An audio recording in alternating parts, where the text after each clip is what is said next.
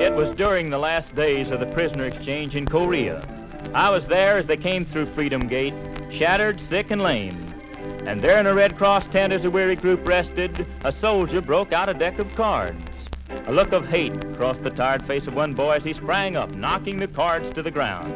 As the cards lay around, many face up, he picked up the ace and began. "I hate cards," he said. "The commies tried to use them to teach us their false doctrine. They told us the ace meant there's but one God, the state. We knew that to be untrue, for we were religious boys. And the deuce meant that there were two great leaders, Lenin and Stalin.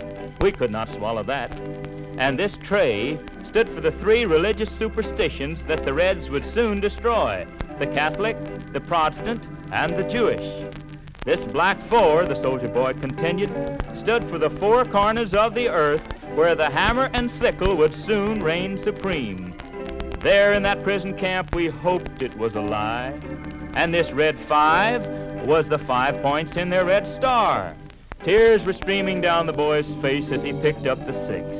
And this 6, the commies told us, stood for the 6th and final war that America had luckily won: the Revolutionary War, the War of 1812, the Civil War, the Spanish-American War, World War I, and World War II.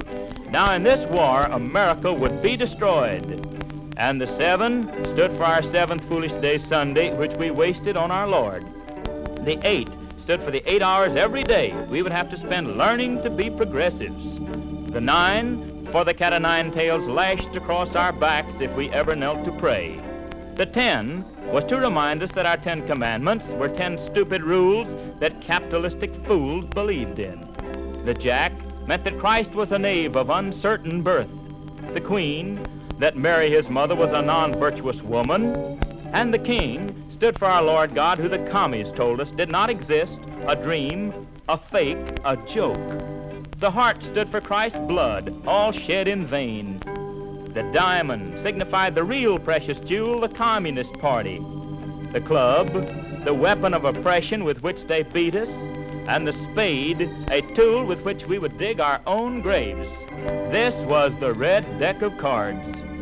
"Fellas, that's why I hate cards," the soldier boy said, as his buddies picked up the cards, tore them into pieces, and with shining faces walked toward a simple chapel in Korea.